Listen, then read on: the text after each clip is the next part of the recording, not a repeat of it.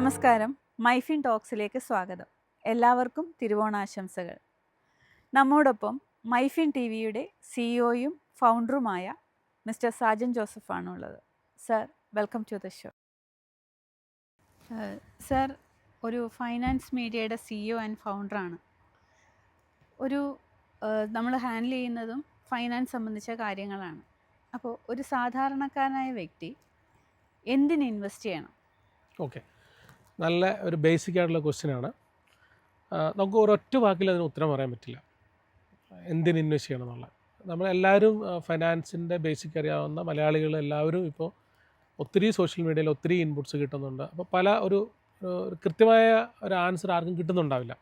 പക്ഷേ നമുക്കൊരു ഉത്തരം കൃത്യമായി പറയാൻ പറ്റും. നീഡ് ബേസ്ഡാണ് ഇൻവെസ്റ്റ്മെൻറ്റ് എല്ലാം ചെയ്യേണ്ടത്. എൻ്റെ ഒരു ആവശ്യം ഞാൻ മുന്നിൽ കണ്ടുകൊണ്ടാണ് ഇൻവെസ്റ്റ് ചെയ്യേണ്ടത്. അത് കുട്ടികളുടെ വിദ്യാഭ്യാസത്തിന് വേണ്ടിയിട്ടാവാം, അവരുടെ വിവാഹത്തിന് വേണ്ടിയിട്ടുള്ള ഒരു കരുതലാവാം, എനിക്കൊരു വീട് വെക്കാനാവാം, അല്ലേ, അല്ലെങ്കിൽ ഒരു കാറ് വാങ്ങാനാവാം. ഇപ്പോൾ റിട്ടയർമെൻറ്റിന് പറയുമ്പോൾ നേരത്തെ 60 വയസ്സായിരുന്നു റിട്ടയർമെൻറ്റ്. ഇപ്പോൾ റിട്ടയർമെൻറ്റ് 40 വയസ്സിലേക്കായി. ഇപ്പോൾ മുമ്പിലൊക്കെ ഒരു ഭയങ്കര ട്രെൻഡിയാണ് 40 അല്ലെങ്കിൽ 45, 50 റിട്ടയർ ആകാനുള്ള ഒരു ഫണ്ട് സ്വരൂപിക്കാം. അപ്പോൾ നമുക്ക് പെൻഷന് വേണ്ടിയിട്ട് നിക്ഷേപിക്കാം, അല്ലേ. അങ്ങനെ മനുഷ്യൻ്റെ ജീവിതത്തിൻ്റെ ഏതൊക്കെയാണോ സാമ്പത്തികമായ ലക്ഷ്യങ്ങൾ നേടേണ്ടത് അതിന് വേണ്ടിയിട്ടാണ് നിക്ഷേപിക്കേണ്ടത്. വളരെ സിമ്പിളായിട്ട് പറഞ്ഞാൽ അത്രയേ ഉള്ളൂ. ഇനി ആ നിക്ഷേപിക്കുന്നതിന് പല പാറ്റേൺസ് ഉണ്ടാവാം. ഇപ്പോൾ ഉദാഹരണത്തിന് നിക്ഷേപ മേഖലകൾ തിരഞ്ഞെടുക്കുമ്പോൾ ഏറ്റവും പ്രധാനമായിട്ട് തിരഞ്ഞെടുക്കേണ്ട റിസ്ക് എലമെൻറ്റ് ഉണ്ടോ എന്നുള്ളത് നോക്കലാണ് റിസ്ക്. അപ്പോൾ ഓരോ ലക്ഷ്യത്തിനും പ്രത്യേകം സ്കീമുകൾ ഇന്ന് ഇന്ത്യയിൽ ലഭ്യമാണ്, അല്ലേ. നമുക്ക് ഓരോ എൻ്റെ ലക്ഷ്യം ഏതാണെങ്കിൽ ആ ലക്ഷ്യത്തിനുള്ള സ്കീം എൻ്റെ കയ്യിലുണ്ട്. അപ്പോൾ ഒരാളുടെ പ്രായം, നിക്ഷേപിക്കുന്ന ആളുടെ പ്രായം, വരുമാനം, റിസ്ക് എടുക്കാനുള്ള കപ്പാസിറ്റി, ബേസിക്കായിട്ടുള്ള കാര്യങ്ങളാണ് ഞാൻ പറയുന്നത്. റിസ്ക് എടുക്കാനുള്ള കപ്പാസിറ്റി, ദെൻ ഇതിൽ ഇൻ കേസ് നമുക്കൊരു എമർജൻസി ഫണ്ട് വേണ്ടി വന്നു കഴിഞ്ഞാൽ അതിനുള്ളൊരു കരുതൽ, അങ്ങനെ ഒത്തിരി കാര്യങ്ങൾ പാരാമീറ്റേഴ്സ് നോക്കിയിട്ടാവണം ഒരാൾ നിക്ഷേപിക്കേണ്ടതും നിക്ഷേപം തുടങ്ങേണ്ടതും.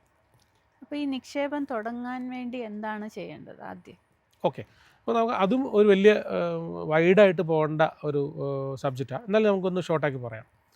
ഒരു സ്പെസിഫിക് ആയിട്ടുള്ള ഒരു റിക്വയർമെൻറ്റ് നമുക്ക് ആദ്യം വേണം. ഓക്കെ, ഇപ്പോൾ നീഡ് അനാലിസിസ് ചെയ്യാം. നീഡ് അനാലിസിസ് എന്ന് പറഞ്ഞിട്ടൊരു ഒരു ഒരു സബ്ജക്റ്റ് തന്നെയുണ്ട്.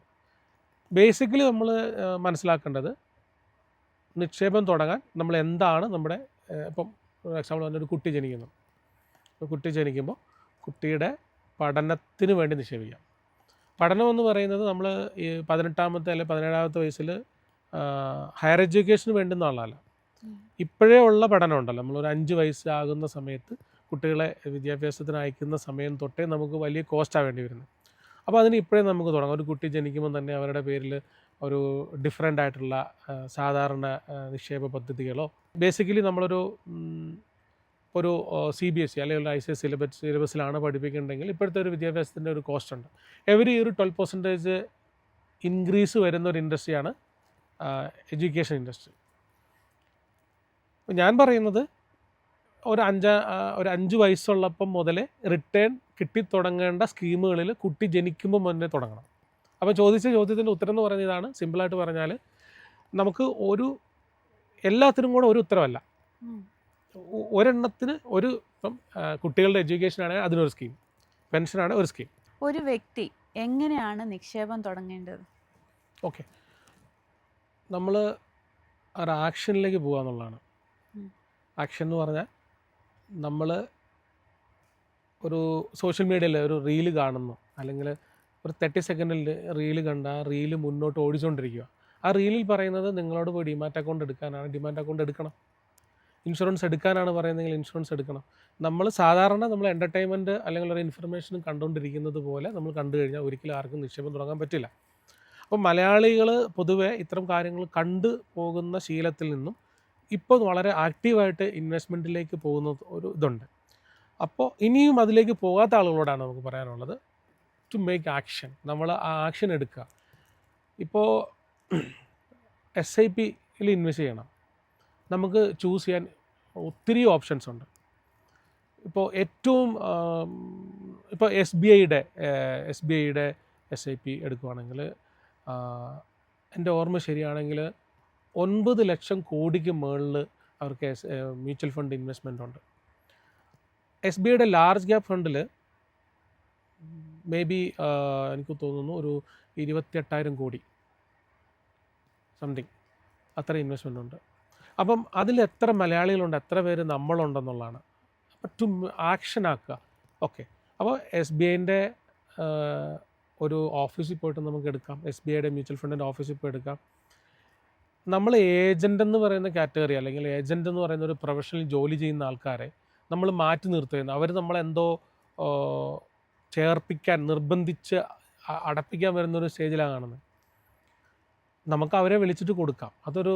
അവരെ വിളിച്ചിട്ട് ഒരു ഏജൻറ്റിനെ വിളിച്ചിട്ട് എനിക്കൊരു SIP ചേരണമെന്ന് തിരിച്ച് അങ്ങോട്ട് പറയേണ്ട അത്രയും നല്ലതാണ് SIP, mutual fund SIP. Then നമുക്ക് ഓൺലൈനിൽ എടുക്കാം. ഇപ്പോൾ പുതുതലമുറയിലുള്ള നമ്മുടെ ന്യൂജൻ ഫിൻടെക്കുകളിൽ ഗ്രോ ആപ്പിൽ പോവാം. ആപ്പിൽ എടുക്കാൻ പറ്റും. 5 മിനിറ്റ് ഡിമാറ്റ് അക്കൗണ്ട് ചെയ്യാൻ. നമ്മുടെ അക്കൗണ്ടിൽ നിന്ന് പാൻ കാർഡും ആധാറും ലിങ്ക് ചെയ്യുന്നു, OTP വെരിഫിക്കേഷൻ വരുന്നു.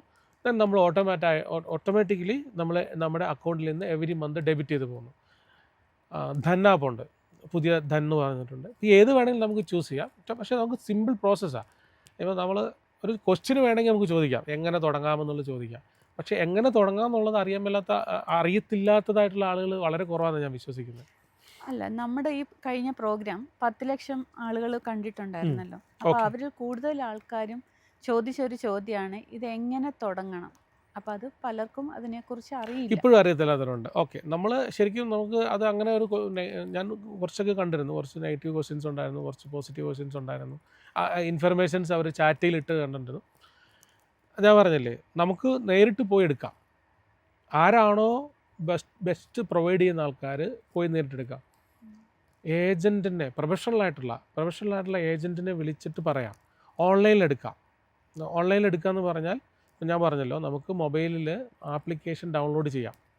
ഇപ്പോൾ ഗ്രോ ആപ്പ് ഡൗൺലോഡ് ചെയ്യാം, ധൻ ആപ്പ് ഡൗൺലോഡ് ചെയ്യാം, അല്ലെങ്കിൽ ഇൻറ്റ് മണി ഡൗൺലോഡ് ചെയ്യാം. ഡൗൺലോഡ് ചെയ്ത് കഴിഞ്ഞാൽ വളരെ ഈസി പ്രോസസ്സാണ്. അവരതിൻ്റെ അകത്ത് എല്ലാ കാൽക്കുലേഷൻസും പറയുന്നുണ്ട്. നമുക്ക് എത്ര ഇൻവെസ്റ്റ്മെൻറ്റ് ഇട്ടാൽ എത്രയാവും.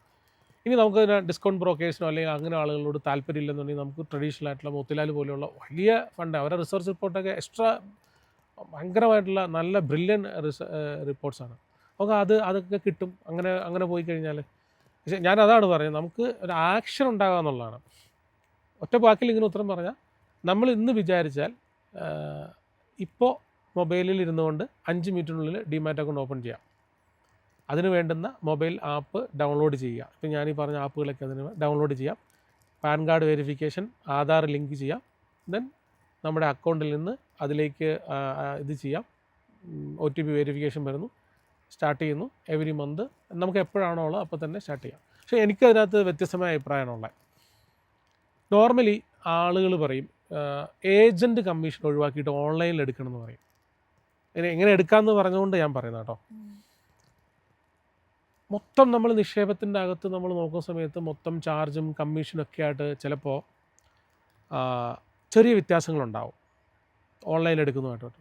പക്ഷെ ഞാൻ പറയുന്നത്, ഫൈനാൻസിന് മലയാളികളുടെ ഒരു രീതി അനുസരിച്ചിട്ട് ഒരു പ്രൊഫഷണലായിട്ടുള്ള ഒരു സപ്പോർട്ട് ചെയ്യുന്ന ഒരു ഏജൻറ്റിനെയോ ഒരു ബ്രോക്കറുടെയോ സപ്പോർട്ട് അവരുടെ നിക്ഷേപത്തിന് എടുക്കുന്നത് നല്ലതാണ്. ഒരു 3 മാസം കൂടുമ്പം നമുക്ക് നമ്മുടെ പോർട്ട്ഫോളിയോ റിവ്യൂ ചെയ്യാം, അത് കറക്റ്റാണോ. പക്ഷേ അവർ പ്രൊഫഷണലായിരിക്കണം. അതിൻ്റെ അകത്തുനിന്ന് ചെറിയൊരു കമ്മീഷൻ പോകുന്നത് നമ്മളൊരു അന്താരാഷ്ട്ര പ്രശ്നമായിട്ട് വലിച്ചിട്ട് അത് നമുക്കത് ആവശ്യമാണെങ്കിൽ നമ്മളത് എടുക്കണം എന്ന് ഞാൻ പറയും. ചിലപ്പോൾ ചെറിയ വ്യത്യാസം വരിക. പക്ഷേ ഇപ്പോൾ നമ്മുടെ തന്നെ എക്സ്പേർട്ടുകളായിട്ടുള്ള ഇൻഹൗസ് എക്സ്പേർട്ടുകൾ പറയും അങ്ങനെ പോകാൻ പാടില്ല, കാരണം കസ്റ്റമർ കിട്ടുന്ന എമൗണ്ടുകളിൽ വ്യത്യാസം വരുമെന്ന് ഞാൻ പറയും. പക്ഷേ നമുക്ക് ചെറിയൊരു പൈസ അവർക്ക് കൊടുത്തു നിർത്താൻ എന്താ കുഴപ്പം? സാർ ഇപ്പോൾ കുറേ മൊബൈൽ ആപ്സിനെ കുറിച്ച് പറഞ്ഞിരുന്നല്ലോ, അതുപോലെ മോത്തിലാൽ പോലുള്ള ബ്രോക്കേഴ്സിനെ കുറിച്ച് പറഞ്ഞിരുന്നു. ഇപ്പോൾ നമ്മുടെ ഫോണിലാണെങ്കിൽ ഒരുപാട് മെസ്സേജസ് വരാറുണ്ട്, ഇൻവെസ്റ്റ് ചെയ്യുന്നതിനെക്കുറിച്ചുള്ള ആപ്പും മെസ്സേജും ഒക്കെ വരാറുണ്ട്. ഇതിൽ നമുക്ക് വിശ്വസിച്ച് ചെയ്യാൻ പറ്റുന്ന ആപ്പുകൾ അല്ലെങ്കിൽ ബ്രോക്കേഴ്സ് അത് ഏതൊക്കെയാണെന്നൊന്ന് പറയാം. നമ്മൾ ആരുടെയും പ്രൊമോട്ടറൊന്നും അല്ല അല്ലേ. പക്ഷെ നമ്മൾ പറഞ്ഞ പേരുകൾ എന്ന് പറയുന്നത് ഇൻഡസ്ട്രിയിൽ ഇപ്പോൾ ഏറ്റവും ഫെമിലിയർ ആയിട്ടുള്ള ഒത്തിരി ആളുകൾ യൂസ് ചെയ്യുന്ന ആപ്പുകളും ബ്രോക്കേഴ്സൊക്കെയാണ്. മോത്തിലാൽ ഒസ്വാൾ എന്ന് പറയുന്ന കമ്പനിയുടെ ഒരു 30 ഇയേഴ്സാണ് അവരുടെ ഇന്ത്യയിലുള്ള എക്സ്പീരിയൻസ്. ഇപ്പോൾ ഗ്രോയിൽ ഇപ്പോൾ പുതിയതായിട്ട് പുതുതലമുറയിൽപ്പെട്ട ഒത്തിരി ആൾക്കാർ ഇൻവെസ്റ്റ് ചെയ്യുന്നുണ്ട്. അപ്പോൾ നമുക്കൊരു റിലയബിൾ സോഴ്സ് വേണം. അവിടെ ഞാൻ എൻ്റെ ബിസിനസ് പറയും, റിലയബിൾ സോഴ്സ്. ഇന്ന് മലയാളത്തിൽ ലഭ്യമായിട്ടുള്ള ഏറ്റവും ആധികാരികമായ ടീമുമായിട്ട് മൈഫിൻ ലോഞ്ച് ചെയ്യാൻ പോകുന്നത് Myfin TV. The best team in the south India എന്ന് പറയും. നമ്മളുടെ റിസോഴ്സായിട്ട് 25 ഇയർ എക്സ്പീരിയൻസ് ആണ് സ്റ്റോക്ക് മാർക്കറ്റിൽ mister Pradeep Chandrashekhar, mister Dileesh, CFA 3rd ലെവലാണ് കംപ്ലീറ്റ് ആയിട്ടുള്ള. അഗെയിൻ മിസ്റ്റർ ജെയിംസ്, തീർത്ത. സോ ഒരു വലിയ ടീമാണ് നമുക്കുള്ളത്. ദെൻ മിസ്റ്റർ ആനന്ദ്, അദ്ദേഹം സ്റ്റോക്ക് മാർക്കറ്റിൻ്റെ കോഴ്സുകൾ പഠിപ്പിച്ചുകൊണ്ടിരുന്ന ആളാണ്. സോ നമ്മളുടെ മൊബൈൽ ആപ്പിൽ, നമ്മുടെ TV-യിൽ ഇനി അടുത്തൊരു മാസം മുതൽ ഒക്ടോബർ മുതൽ നമ്മുടെ സോഷ്യൽ മീഡിയയിലും മൈഫിൻ TV-യിലൂടെ ജനം അറിയാൻ പോകുന്നത് ഇങ്ങനെയാണ്. ഇൻഫർമേഷൻ ഓവർലോഡഡ് അല്ലെങ്കിൽ ഇൻഫർമേഷൻ്റെ കുത്തൊഴുക്കിൽ നിന്ന് അവർക്കൊരു സിംഗിൾ പോയിന്റിൽ ഉത്തരം പറയാൻ പറ്റും. നമ്മൾ 80-ൽ പരം ഷോസാണ് കൊണ്ടുവരാൻ പോകുന്നത്, 80+ ഷോസ്. അത് അതിൻ്റേതായ ഏറ്റവും മികച്ച ടെക്നീഷ്യൻസ്, വളരെ വലിയ ടീമുണ്ട്. ഞാനിതിപ്പോൾ ചോദ്യത്തിൻ്റെ ഉത്തരം അല്ല പറയുന്നറിയാം, പക്ഷേ ഇങ്ങനെ ഒരു ടീമിനെയും കൂടെ ചേർത്താലാണ് നമ്മൾ ഈ പറഞ്ഞതിന് യഥാർത്ഥ സൊല്യൂഷൻ ഉണ്ടാവുള്ളൂ. കാരണം നമുക്കിത് തിരഞ്ഞെടുക്കാൻ പറ്റണം, അല്ലേ? നമുക്ക് കുറേയധികം ആപ്പുകൾ വരുന്നുണ്ട്. അപ്പോൾ ഏതാണ് നല്ലത്, ഏത് സ്കീമാണ് മികച്ചത്, ഏത് മ്യൂച്വൽ ഫണ്ടാണ് മികച്ചത്, ഏത് ഇൻഷുറൻസാണ് ഞാൻ എടുക്കേണ്ടത്, അതിന് നമുക്ക് apart from social media, financial influencers അല്ലാതെ വേറെ ആരാ ഉള്ളത്, അല്ലേ? ഒരു ഹ്യൂജ് ഗ്യാപ്പുണ്ട്. 2023 പോസ്റ്റ് കോവിഡിന് ശേഷം ഇന്ത്യയിലുണ്ടായിട്ടുള്ള ഇപ്പോൾ റീസെൻ്റ്ലി 40 മില്യൺ ഡിമാറ്റ് അക്കൗണ്ട് പുതിയതായിട്ട് ഓപ്പൺ ചെയ്തു. ഇവർക്കെല്ലാം ഇൻഫർമേഷൻ കൊടുക്കണം, ഇല്ലെങ്കിൽ അവർ തെറ്റായ വഴിയെ പോകും, ഉറപ്പാണ്. ഡിമാറ്റ് അക്കൗണ്ട് ഓപ്പൺ ചെയ്തു എന്ന് കരുതിയിട്ട് അവർ ഏറ്റവും നല്ല ഇൻവെസ്റ്ററോ ഏറ്റവും നല്ല ട്രേഡറോ ആവുന്നില്ല. അതിന് ഇൻഫർമേഷൻ വേണം. ഇൻഫർമേഷൻ എന്ന് പറയുന്നത് ഒത്തിരി ഇൻഫർമേഷൻ ആവാൻ പാടില്ല. ഇപ്പോൾ ചോദിച്ച ചോദ്യമുണ്ട്, നമ്മളൊരു തീരുമാനം, ഒരു ഇൻവെസ്റ്റ്മെൻറ്റ് എടുക്കുന്നതിന് മുമ്പ്, ഒരു മൊബൈൽ ആപ്പിൽ പർച്ചേസ് ചെയ്യുന്നതിന് മുമ്പ്, നോക്കുന്നതിന് മുമ്പ് ആരിൽ നിന്നാണ് എടുക്കുന്നതെന്നുള്ള ഓപ്ഷൻസിന് നമുക്ക് ഇനി മുതലൊരു സൊല്യൂഷനായി തുടങ്ങുകയാണ്. എവിടെ നിന്ന് എടുക്കണം എന്നുള്ളതിനൊരു സൊല്യൂഷനായി തുടങ്ങുകയാണ്. അത് നമുക്ക് എനിക്ക് തോന്നുന്നു നമ്മളെ ഈ ഒരു വലിയ ടീം അറൗണ്ട് ഒരു 50-60+ ആൾക്കാരാണ് നമ്മുടെ പ്രൊഡക്ഷനിലുള്ളത്. ഓക്കെ, ഞാനൊന്ന് ബ്രേക്ക് ചെയ്യുകയാണ്. CNBCയും മണി കൺട്രോൾ പോലെയുള്ള ഫൈനാൻസ് മീഡിയകളുണ്ട്. അതിൽ നമ്മൾ എങ്ങനെയാണ് വ്യത്യസ്തമാകുന്നത്? Okay, we are the creators. അവർ ക്രിയേറ്റീവാണ്, ന്യൂസ് ക്രിയേറ്റീവാണ്, അല്ലേ? നമുക്ക് എക്സ്പേർട്ട് ടീം നമുക്കുണ്ട്, റിസർച്ച് ടീമുണ്ട്. നമ്മൾ ക്രിയേറ്റ് ചെയ്യുന്നത് ഓൺ കണ്ടൻറ്റാണ്. 1. 2, 140 കോടി ജനങ്ങളുള്ള ഇന്ത്യയിൽ 17 കോടി ജനങ്ങൾക്ക് മാത്രമേ ഡിമാറ്റ് അക്കൗണ്ട് ഉള്ളൂ. ഇത്രയും ബിസിനസ് സ്ഥാപനങ്ങളൊക്കെ ഉണ്ടല്ലോ, അല്ലെങ്കിൽ മീഡിയകളുണ്ട്. ഓക്കെ, എന്തുകൊണ്ടാണ് അങ്ങനെ വന്നേക്കുന്നത്? അതാണ് നമ്മളുടെ ബിസിനസ്. എല്ലാ ബാങ്കിങ്, ബിസിനസ്, ധനകാര്യ സ്ഥാപനങ്ങളും ഇപ്പോൾ റീജിയണിലേക്ക് പോകണം, റീജിയണൽ ലാംഗ്വേജ്. അപ്പോൾ ഞാൻ സംസാരിക്കുന്ന ഭാഷയിൽ എനിക്ക് മനസ്സിലാകുന്ന രീതിയിൽ വളരെ ലളിതമായി എന്നാൽ ആധികാരികമായും എക്സ്പേർട്ടുകളുടെ സഹായത്തോടെ കോണ്ടൻറ്റുകൾ പ്രൊഡ്യൂസ് ചെയ്യുമ്പോഴാണ് നമ്മുടെ മീഡിയയ്ക്ക് പ്രസക്തി ഉണ്ടാകുന്നത്. അപ്പോൾ നമ്മൾ സംസാരിക്കുന്നത്, നമ്മൾ ആളുകൾക്ക് കൊടുക്കാൻ പോകുന്നത് ഇൻഫർമേഷൻ എന്ന് പറയുന്നത് മലയാളത്തിലാണ്, അല്ലെങ്കിൽ ഇനി വരും ദിവസങ്ങളിൽ, വരും കാലങ്ങളിൽ തമിഴ്, തെലുങ്ക്, കന്നഡ, അങ്ങനെയാണ് നമ്മൾ കൊടുക്കാൻ പോകുന്നത്. നമ്മളുടെ മൈഫിൻ TV-ക്ക് 3 കാര്യങ്ങളാണ്. നമ്മൾ ആദ്യം എഡ്യൂക്കേറ്റ് ചെയ്യുന്നു, ദെൻ അതിൽ നിന്ന് നമുക്ക് നോളജ് ഉണ്ടാകുമ്പോൾ ഇൻവെസ്റ്റ് ചെയ്യണം, നിക്ഷേപിക്കണം, കടം എടുക്കരുത്, കടം എത്ര എടുക്കാം എന്നുള്ള കാര്യങ്ങളൊക്കെ നമുക്ക് നമ്മുടെ മനസ്സിലേക്ക് വരുന്നു. ദെൻ ആക്ഷനിലേക്ക് പോകുന്നു. ആക്ഷനിലേക്ക് പോകുമ്പോൾ നമുക്ക് ഫൈനാൻഷ്യൽ സർവീസസ് ആയിട്ടുള്ള ഒത്തിരിയും കാര്യങ്ങളുണ്ടാകും. അപ്പോൾ അവിടെ നമുക്ക് ആളുകൾക്ക്, നമ്മുടെ പ്രേക്ഷകർക്ക് ചൂസ് ചെയ്യാം, ഞാൻ എവിടെ നിക്ഷേപിക്കണം, എന്തൊക്കെ ചെയ്യണം എന്നൊക്കെ ഉള്ളത്. അപ്പോൾ ഇതാണ് നമ്മളുടെ ഒരു അൾട്ടിമേറ്റ് ആയിട്ടുള്ള ഒരു ഗോൾ എന്ന് പറയുന്നത്. അപ്പോൾ അവിടെ എൻ്റെ അനുഭവത്തിൽ, പ്രീവിയസ് ആയിട്ടുള്ള കമ്പനികളുടെയൊക്കെ വർക്ക് ചെയ്തിട്ടുള്ള അനുഭവത്തിൽ സ്റ്റിൽ ഒത്തിരിയും തട്ടിപ്പുകൾ നടക്കുന്നുണ്ട്. മലയാളികൾ പ്രത്യേകിച്ചും സാമ്പത്തികമായിട്ടുള്ള തട്ടിപ്പുകളിൽ പോകുന്നുണ്ട്. ഈവൻ എഡ്യൂക്കേറ്റഡ് ആയിട്ടുള്ള പ്രൊഫഷണൽ ഡോക്ടേഴ്സിന് 80Cയും 80CCയും തമ്മിലുള്ള ഇൻകം ടാക്സിൻ്റെ ഡിഫറൻസ് അറിയാൻ പാടില്ലാത്തവരുണ്ട്. ഓക്കെ, ദെൻ പ്ലാനുകൾ തമ്മിൽ, ഇൻവെസ്റ്റ്മെൻറ്റ് ഓപ്ഷൻസ് തമ്മിൽ കമ്പാരിസൺ ചെയ്യാൻ അറിയത്തില്ലാത്തവരുണ്ട്. അത് പ്രൊഫഷണൽസിന് ഉൾപ്പെടെ ഉണ്ട്. ഓക്കെ, ഇനി കുറച്ചും കൂടെ അപ്ഡേറ്റഡ് ആയിട്ട് പറയുവാണെങ്കിൽ നമ്മൾ വീട്ടമ്മമാർ ഏറ്റവും കൂടുതൽ ഇൻവെസ്റ്റ്മെൻറ്റും കാര്യങ്ങളിലേക്കും പോകേണ്ട ഒരാൾക്കാരാണെന്നാണ് നമ്മൾ വിശ്വസിക്കുന്നത്. അവർക്ക് നമ്മൾ സാധാരണ വീട്ടമ്മമാർക്ക് എങ്ങനെ സാധാരണയായിട്ട് ഒരു ബിസിനസ് തുടങ്ങാം, ഒരു ഇൻവെസ്റ്റ്മെൻറ്റ് സ്റ്റാർട്ട് ചെയ്യാം, അല്ലെങ്കിൽ അവരുടെ ഒപ്പം നിന്നിട്ടാണ് നമ്മൾ സംസാരിക്കുന്നത്. അപ്പോൾ നമ്മൾ കേവലം ഒരു CNBC ഓർ മണി കൺട്രോളിൻ്റെ ഒരു ഡാറ്റ പ്രൊവൈഡർ മാത്രമല്ല, നമ്മൾ ഒരു വെൽത്ത് ക്രിയേറ്ററാണ്. അതാണ് നമ്മുടെ സ്ലോഗൻ വരുന്നത്, the path way to wealth. സമ്പത്ത് എങ്ങനെ സൃഷ്ടിക്കാം, അല്ലെ സമ്പത്ത് സൃഷ്ടിക്കാനുള്ള വഴി, അതാണ് നമ്മൾ പറയുന്നത്. സാർ ഇപ്പോൾ വീട്ടമ്മമാരെ കുറിച്ചും SIPനെ കുറിച്ചും പറഞ്ഞിരുന്നല്ലോ. അപ്പോൾ നമ്മൾ എത്ര നിക്ഷേപിക്കണം, അത് എത്ര പീരീഡ് വരെ നിക്ഷേപിക്കണം, അത് നിക്ഷേപിക്കുന്നത് കൊണ്ട് നമുക്ക് കിട്ടുന്ന റിട്ടേൺ എന്താണ് എന്നതിനെക്കുറിച്ചൊന്ന് പറയാം. ഓക്കെ, നമുക്കിതിന് ആധികാരികമായ ഉത്തരം പറയണമെങ്കിൽ ഒരു എക്സ്പേർട്ട് തന്നെ വേണം, ഒരു ഫൈനാൻഷ്യൽ പ്ലാനറുടെ സപ്പോർട്ട് വേണം. അത് നമുക്ക് നമ്മുടെ മൈഫിൻ TV-യിൽ 8ഓളം ഷോസ് ഉണ്ട്. എക്സ്പേർട്ടുകൾ വന്നിട്ട് അതിൻ്റെ ഡീറ്റെയിലിംഗ് പറയും.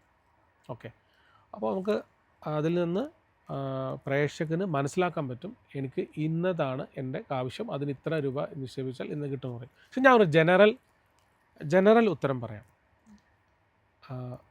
നമ്മളുടെ ആവശ്യത്തിൻ്റെ കാലാവധി തീരുമാനിക്കണം. 10 വർഷമാണോ 15 വർഷമാണോ? അപ്പോൾ SIPയുടെ കാലാവധിയിൽ നമ്മൾ മിനിമം പറയേണ്ടത് 10 വർഷമെങ്കിലും നിക്ഷേപിച്ചാലാണ് SIPന് ഗുണകരമാവുള്ളൂ. പിന്നെ എന്താണ് SIPയുടെ നേട്ടം എന്ന് വേണമെങ്കിൽ നമുക്ക് സിമ്പിളായിട്ട് പറയാം. എല്ലാവർക്കും ഒത്തിരി ഇഷ്ടമാണ് SIP എന്ന് പറയുന്നത്. ഒന്ന്, നമുക്ക് നമ്മളറിയാതെ തന്നെ മാർക്കറ്റിൻ്റെ ഇടിവിലും ഉയർച്ചയിലും കയറ്റത്തിലും നമുക്ക് മീൻസ് താഴ്ചയിലും ഉയർച്ചയിലും നമുക്ക് പാർട്ടാവാൻ പറ്റും, അല്ലേ? അതായത് എല്ലാ മാസമാണ് നമ്മളുടെ അക്കൗണ്ടിൽ നിന്ന് കട്ടാവുന്നത്, അല്ലെങ്കിൽ ഇത്ര രൂപ വെച്ച് കട്ടാവണം. അപ്പോൾ കാലാവധി തീരുമാനിക്കുമ്പോൾ 10 വർഷത്തിൽ കുറയാത്തതായിരിക്കണം എന്നാണ് എൻ്റെ വ്യക്തിപരമായ അഭിപ്രായം. എക്സ്പേർട്ടുകൾക്ക് വ്യത്യസ്തമായ അഭിപ്രായങ്ങളുണ്ടാവും. ഇതിന് എഴുതി തയ്യാറാക്കിയ ബുക്കിലിട്ടൊന്നുമില്ല. പക്ഷേ ഇന്ത്യൻ എക്കണോമിയുടെ ഗ്രോത്തിനൊപ്പം നമുക്ക് സഞ്ചരിക്കണമെങ്കിൽ മിനിമം ഒരു 10 ഇയർ കണ്ടുകൊണ്ട് നിക്ഷേപിക്കുന്നതായിരിക്കും ബെറ്റർ. ഇതിലെ ലക്ഷ്യങ്ങൾക്കനുസരിച്ച് കാലാവധി കൂട്ടുകയോ കുറയ്ക്കുകയോ ചെയ്യാം. അപ്പോൾ ഇതിൻ്റെ നേട്ടം എന്ന് പറയുന്നത്, ഒന്ന്, മാർക്കറ്റ് ഒരു മോളിലേക്ക് മാത്രം പോകുന്നതല്ല സ്റ്റോക്ക് മാർക്കറ്റ്. അപ്പോൾ ബോണ്ട് ഫണ്ടോ അല്ലെങ്കിൽ ഇക്വിറ്റി ഫണ്ടോ, അത് മിക്സ്ഡോ ഹൈബ്രിഡ് ഫണ്ടോ ഒക്കെ നമുക്ക് തിരഞ്ഞെടുക്കാം. അപ്പോൾ മാർക്കറ്റിൻ്റെ ഉയർച്ചയിലും താഴ്ചയിലുമുള്ള നേട്ടം കിട്ടും. അപ്പോൾ ഉയർച്ചയിൽ നേട്ടം കിട്ടുമ്പോൾ സ്വാഭാവികമായിട്ട് നമുക്കറിയാം അതിൻ്റെ NAVയുടെ വാല്യൂ വർദ്ധിക്കുന്നതനുസരിച്ച് നമുക്ക് കിട്ടും. എന്താണ് താഴ്ചയിൽ നമ്മളറിയാതെ നമ്മുടെ അക്കൗണ്ടിൽ നിന്ന് കട്ട് ചെയ്യുവാണ്. അപ്പോൾ ഓക്കെ, അപ്പോൾ അടുത്ത വർഷം അല്ലെങ്കിൽ അടുത്ത മാസം ഒരു ഇഷ്യൂ ഉണ്ടായി, മാർക്കറ്റ് താഴെ പോയി. പക്ഷെ നമ്മുടെ SIP ആയിട്ട് നമ്മുടെ അക്കൗണ്ടിൽ നിന്ന്, നമ്മുടെ ശമ്പളത്തിൽ നിന്നോ നമ്മുടെ വരുമാനത്തിൽ നിന്നോ എമൗണ്ട് കട്ട് ചെയ്ത് നമ്മളുടെ SIP തിരഞ്ഞെടുത്തിരിക്കുന്ന പ്ലാനിലേക്ക് നിക്ഷേപം പോകുന്നു. അപ്പോൾ അന്നത്തെ NAV എന്ന് പറയുന്നത് ഇന്ന് 100 രൂപയായിരുന്നു, അന്ന് 50 രൂപയായിരുന്നെങ്കിൽ 50 രൂപയ്ക്ക് നമുക്ക് യൂണിറ്റ് കിട്ടുവാണ്. ഓക്കെ, അപ്പോൾ അത്രയും യൂണിറ്റ് നമ്മുടെ അക്കൗണ്ടിലേക്ക് ആഡ് ചെയ്യപ്പെടുവാണ്. അവസാനം കാൽക്കുലേറ്റ് ചെയ്യുന്നത് നമ്പർ ഓഫ് യൂണിറ്റ്സ് ഇൻറ്റു അന്നത്തെ NAV ആണ് കാൽക്കുലേറ്റ് ചെയ്യുന്നത്. അന്നത്തെ നെറ്റ് അസറ്റ് വാല്യൂ, ഇത്ര രൂപ എൻ്റെ കയ്യിൽ ഇത്ര യൂണിറ്റ് ഉണ്ട്, ഇത്ര ആയിരിക്കും എൻ്റെ മച്യൂരിറ്റി വാല്യൂ ആണ് കാൽക്കുലേറ്റ് ചെയ്യുന്നത്. അപ്പോൾ അതിനൊരു ബ്യൂട്ടി ഉണ്ട്. ദെൻ ഡൈവേഴ്സിഫൈഡ് ആണ് ഇൻവെസ്റ്റ്മെൻറ്റ്. ഞാൻ ഒരു നല്ല മ്യൂച്വൽ ഫണ്ട് SIP തിരഞ്ഞെടുക്കുമ്പം എൻ്റെ പോർട്ട്ഫോളിയോയിൽ FMCG സെക്ടർ ഉണ്ടാവും, IT സെക്ടർ ഉണ്ടാവും, ഇൻഫ്രാസ്ട്രക്ചർ ഉണ്ടാവും, ബാങ്കിങ് സെക്ടർ ഉണ്ടാവും. അപ്പോൾ ഇത്രയും ഡൈവേഴ്സിഫൈഡ് ആയിട്ടുള്ള ഇൻവെസ്റ്റ്മെൻറ്റിലേക്ക് പോകുമ്പോൾ എനിക്ക് റിസ്ക് എലമെൻറ്റ് കുറവായിരിക്കും. ഓക്കെ, ദാറ്റ് മീൻസ് ഒരു ലോങ്ങർ കൺസെപ്റ്റിൽ നമുക്ക് നല്ല റിട്ടേൺസ് വരാം. ഇപ്പോൾ എക്സാമ്പിൾ എത്ര റിട്ടേൺ വരെ കിട്ടാം? കഴിഞ്ഞ ലാസ്റ്റ് എനിക്ക് SIP എനിക്ക് തോന്നുന്നു SBIൻ്റെ ലാർജ് ക്യാപ്പ് ഇക്വിറ്റി ഫണ്ടിൽ കൊടുത്തിരിക്കുന്നത് എബോവ് 50% റിട്ടേണാണ് 1 ഇയർ. അപ്പോൾ റിട്ടേൺ കണ്ടിട്ട് നമ്മൾ ഈ ഷോ കണ്ടിട്ട് ആരും പോയി ഇൻവെസ്റ്റ് ചെയ്യില്ല. ബിഫോർ ഇൻവെസ്റ്റിംഗ് നിങ്ങൾ കറക്റ്റായിട്ടുള്ള SEBI രജിസ്റ്റേർഡ് ഓർ ഡിസ്ട്രിബ്യൂട്ടർ അല്ലെങ്കിൽ AMFI രജിസ്റ്റേർഡ് ആയിട്ടുള്ള ആളുകളോട് സംസാരിച്ചിട്ട് വേണം അവർ ഇൻവെസ്റ്റ് ചെയ്യാൻ. നമ്മൾ അതിൻ്റെ ഒരു സ്കീമിൻ്റെയും പ്രൊമോട്ടർ അല്ല കറണ്ട് സിനാരിയോയിൽ. അപ്പോൾ നമ്മൾ ഉത്തരം പറഞ്ഞു, ലോങ് ടൈം ആയിരിക്കണം. 2, റിട്ടേൺസ് എത്ര വരെ ആവാം? 50% വരെ ആവാം. പക്ഷേ നമുക്ക് മ്യൂച്വൽ ഫണ്ടുകളും ഇൻവെസ്റ്റ്മെൻ്റ് ഒക്കെ നോക്കുമ്പോൾ നമുക്ക് എക്സ്പെക്റ്റ് ചെയ്യാവുന്ന റിട്ടേൺ എന്ന് പറഞ്ഞാൽ എബോവ് 10%. ഒരു വലിയൊരു റിസ്ക് ഇല്ലാതെ നമുക്ക് കൊണ്ടുപോകാൻ പറ്റുമെന്നാണ് ഞാൻ വിശ്വസിക്കുന്നത്. സാർ, എനിക്കിപ്പോൾ അറിയാവുന്ന ഒരു 10 പേരെ എടുത്ത് നോക്കിയാൽ അതിൽ 2 പേര് മാത്രമേ ഇൻവെസ്റ്റ് ചെയ്യാൻ തയ്യാറാകുന്നുള്ളൂ. ബാക്കിയുള്ളവർക്ക് താല്പര്യമുണ്ട്. സാർ മുമ്പ് പറഞ്ഞതുപോലെ ഈ ആക്ഷൻ എടുക്കാനുള്ള ഒരു ബുദ്ധിമുട്ട് കൊണ്ടായിരിക്കാം, അതല്ലെങ്കിൽ അവർക്കതിലുള്ള വിശ്വാസ്യത ഇല്ലാത്തത് കൊണ്ടായിരിക്കാം. പിന്നെ മാത്രമല്ല, നമ്മൾ ഇന്ത്യയെ കമ്പയർ ചെയ്യുന്നത് പലപ്പോഴും അമേരിക്കയുമായിട്ട് അവിടെ 50% എബോ ആൾക്കാർ ഇൻവെസ്റ്റ് ചെയ്യുന്ന ആൾക്കാരാണ്. പക്ഷേ എന്തുകൊണ്ടാണ് നമ്മൾ ഇന്ത്യക്കാർക്ക് അത് സാധിക്കാത്തത്? Okay, correct. ഒന്ന് നമ്മുടെ ട്രഡീഷൻ മൈൻഡ് സെറ്റ് ഉണ്ട്. എന്തുകൊണ്ടാണ് നമ്മൾ ഗോൾഡ് വാങ്ങി വെക്കുന്നത്? കുട്ടി ജനിച്ച ഉടനെ ഗോൾഡ് വാങ്ങില്ലേ? കയ്യിൽ വളയിടിക്കില്ലേ? നമ്മൾ കണ്ട് ശീലിച്ചതാണ് നമ്മുടെ ട്രഡീഷൻ ഓഫ് ഇൻവെസ്റ്റ്മെൻറ്റ്. ഇപ്പോൾ ഏറ്റവും കൂടുതൽ അക്കൗണ്ട് ഓപ്പൺ ചെയ്തിരിക്കുന്ന, ഡിമാറ്റ് അക്കൗണ്ട് ഓപ്പൺ ചെയ്തിരിക്കുന്നത് ഗുജറാത്തിലാണ്. ഗുജറാത്തിലെ ആൾക്കാർ അവർ ബിസിനസ് മൈൻഡുള്ള ആൾക്കാരാണ്. അവർക്ക് അറിയാം ഇതിൻ്റെ ഇൻവെസ്റ്റ്മെൻറ്റ് ചെയ്ത് കഴിഞ്ഞാൽ ഇന്നതാണ് കിട്ടാൻ പോകുന്നതെന്നറിയാം. മലയാളിയോട് ആരും പറയാതെ അവർ പോയിട്ട് ഗോൾഡ് വാങ്ങുന്നില്ലേ? അല്ലേ? സ്വർണം എന്ന് പറയുന്നത് ഏറ്റവും നിർബന്ധമായിട്ട് ചെയ്യുന്ന കാര്യമാണ്. ട്രഡീഷൻ ഓഫ് ഇൻവെസ്റ്റ്മെൻ്റ് ആണ് ഒരു ഫാക്ടർ. നമ്മൾ കണ്ട് ശീലിച്ച, പരിചയിച്ച, നമുക്കറിയാവുന്ന കാര്യങ്ങൾ ചെയ്യുക. അപ്പം നാടൻ ചിട്ടിച്ചേരാൻ ആരെങ്കിലും പറയേണ്ടതുണ്ടോ? എന്താ പറയുകയാണ്, ഒരു കാര്യം ചെയ്യാനെന്തു, ഞാൻ ഒരു 500 രൂപ തരാം, നീ പോയിട്ടൊരു മന്തി ഓർഡർ ചെയ്യാൻ പറഞ്ഞാൽ ചെയ്യൂലേ? അല്ലേ? എന്തുകൊണ്ടാണ് മന്തി ഓർഡർ ചെയ്താൽ ചെയ്യുന്നത്? എനിക്കത് കാണാൻ പറ്റുന്നുണ്ട്. ഇപ്പോൾ എൻ്റെ ഓർഡർ ചെയ്യുന്നു, എൻ്റെ മുമ്പിൽ ഇതേ മന്തി വന്നിരിക്കുന്നു, ഞാനത് കഴിക്കുന്നു, ഞാനത് ടേസ്റ്റ് ചെയ്യുന്നു, ഞാൻ അനുഭവിക്കുന്നു. ഓക്കെ, എനിക്ക് ഇപ്പം കിട്ടുന്ന കാര്യങ്ങളോട് ഇപ്പം എനിക്ക് കിട്ടുവാണെങ്കിൽ ഓക്കെ, നമ്മൾ എന്തിനാണ് ലോൺ എടുക്കുന്നത്? ഇപ്പം അക്കൗണ്ടിൽ പൈസ വരുന്നുണ്ടല്ലേ, അടച്ച് തീർക്കുന്ന എപ്പോഴാണ്? 10 വർഷം കഴിയുമ്പോൾ. ഞാൻ ഒരു രസകരമായ കാര്യം എന്ന് പറയുന്നത്, നമ്മൾ കഴിഞ്ഞ പ്രാവശ്യം ചെയ്ത ഒരു വീഡിയോ 1000 രൂപ വെച്ച് മാസം നിക്ഷേപിച്ചാൽ 1 കോടി രൂപയാകുന്ന മാജിക് എന്ന് പറഞ്ഞിട്ടുണ്ടായിരുന്നു. ഓക്കെ, അപ്പോൾ 1 കോടി രൂപയാകുമ്പോൾ ചില കമൻറ്റുകൾ വളരെ 1 കോടി രൂപ അന്നൊരു ചായ കുടിക്കാനില്ല എന്ന് പറയുന്നുണ്ട്. ഓക്കെ, പക്ഷെ അന്ന് ചായ കുടിക്കാൻ 1 കോടി വേണ്ടേ? ചായ കുടിക്കാൻ 1 കോടി വേണമല്ലോ. അപ്പോൾ ഒന്നും ചെയ്യാതിരുന്നാൽ ചായ കുടിക്കാൻ പറ്റിയല്ലോ, അത്രേ ഉള്ളൂ. അപ്പോൾ ചായ കുടിക്കാൻ വേണ്ടിയിട്ടെങ്കിലും നമ്മൾ നിക്ഷേപിക്കുക എന്നുള്ളതാണ് കണക്കണേ. ശരി, അവിടെ നമ്മളൊരു കൺസെപ്റ്റാണ് പറഞ്ഞത്, അല്ലാതെ ഓക്കെ നിങ്ങൾക്ക് 10 കോടി വേണോ, നിങ്ങൾ 10,000 ഇൻവെസ്റ്റ് ചെയ്തോളൂ. ഇൻഫ്ലേഷനെ ബീറ്റ് ചെയ്യണോ, നിങ്ങൾ അതിന് മുകളിൽ റിട്ടേൺ കിട്ടുന്നതിൽ ഇൻവെസ്റ്റ് ചെയ്തോളൂ. ഇനി അതുമല്ല, നിങ്ങൾക്ക് ഇൻഫ്ലേഷനെ ബീറ്റ് ചെയ്യുന്ന ഒരു എറൗണ്ട് ഒരു 10,000 ഇൻവെസ്റ്റ് ചെയ്തു, അടുത്ത വർഷം ഒരു 10% ഇൻവെസ്റ്റ്മെൻറ്റ് കൂട്ടാം, സ്റ്റെപ്പ് അപ്പ് ചെയ്യാം, അങ്ങനെ എവറി ഇയർ ചെയ്യാം. ഓപ്ഷൻ സിസ്റ്റം പോലെ ഉണ്ട്. അപ്പോഴും നമുക്ക് എന്താണ് പറയുക, ഓക്കെ ഇതെന്തിനാണ്, ഇതിൻ്റെ ആക്ഷൻ നടക്കുക എന്നുള്ളൊരു പോയിന്റ് തന്നെയാണ് വേണ്ടത്. ബോധപൂർവമായിട്ടുള്ള ശ്രമങ്ങൾ ഉണ്ടായെങ്കിൽ മാത്രമേ നടക്കത്തുള്ളൂ. പക്ഷേ ഇപ്പോൾ വളരെ ചേഞ്ച് ഉണ്ട് കേട്ടോ. നമ്മളിപ്പോൾ തമാശയ്ക്ക് ഇങ്ങനെ പറഞ്ഞാലും വലിയ വ്യത്യാസമുണ്ട്. നമ്മുടെ ഓഫീസിൽ തന്നെയുള്ള ആൾക്കാരുണ്ട്. ഹരിപ്രിയ ഇപ്പോൾ 3 മാസം മുമ്പ് ഈ SIP സ്റ്റാർട്ട് ചെയ്തു. കഴിഞ്ഞ ദിവസം സംസാരിച്ച സമയത്ത് 20% റിട്ടേൺ ഓൾറെഡി ആൾക്ക് കിട്ടിക്കഴിഞ്ഞു. ഞാൻ ഓഫീസിൻ്റെ കാര്യം പറയുന്നത് എനിക്ക് പെട്ടെന്ന് അറിയാവുന്ന ആൾക്കാരെന്ന നിലയിലാണ് ഞാൻ പറയുന്നത്. അതുപോലെ എത്രയോ ആളുകൾ നമ്മൾ സോഷ്യൽ മീഡിയയിൽ ഇൻഫ്ലുവൻസേഴ്സിൻ്റെ മെസ്സേജുകൾ കണ്ടിട്ട് ഇൻവെസ്റ്റ്മെൻറ്റ് സ്റ്റാർട്ട് ചെയ്യുന്നു, റിട്ടേൺസ് കിട്ടുന്നു. നമ്മുടെ തന്നെ ഇതിൻ്റെ കമൻറ്റിന് താഴെ ഉണ്ടായിരുന്നു, കമൻറ്റിൽ എഴുതിയിട്ടുണ്ടായിരുന്നു, ഞാൻ ഇത്ര സ്കീമുകൾ ചെയ്തിരുന്നു, ഞാൻ 10 വർഷം മുമ്പ് ചെയ്യുന്നതാണ്. നമ്മൾ പറയുന്ന ഒരു സ്കീമിനെ പ്രൊമോട്ട് ചെയ്യല്ല, നമ്മൾ കൺസെപ്റ്റാണ് പറയുന്നത്, നീഡ് എ ചേഞ്ച്. നമ്മൾ മലയാളികൾ സാധാരണ കുറച്ച് പൈസ വന്നു കഴിഞ്ഞാൽ ഉടനെ ഓടിപ്പോയി ഗോൾഡ് വാങ്ങിച്ചു വെക്കും. അതേസമയം നമ്മൾ ഇൻവെസ്റ്റ് ചെയ്യുക എന്നുള്ളൊരു കാര്യത്തെക്കുറിച്ച് നമ്മൾ അധികം ചിന്തിക്കാറില്ല. അപ്പോൾ ഗോൾഡ് വാങ്ങിച്ചു വെക്കുന്നതാണോ നല്ലത്, അതോ ഇൻവെസ്റ്റ് ചെയ്യുന്നതാണോ നല്ലത്? മീൻസ് നമുക്ക് ഡിസ്കഷൻ ഒരു ഡിബേറ്റബിൾ ഇതാണ്.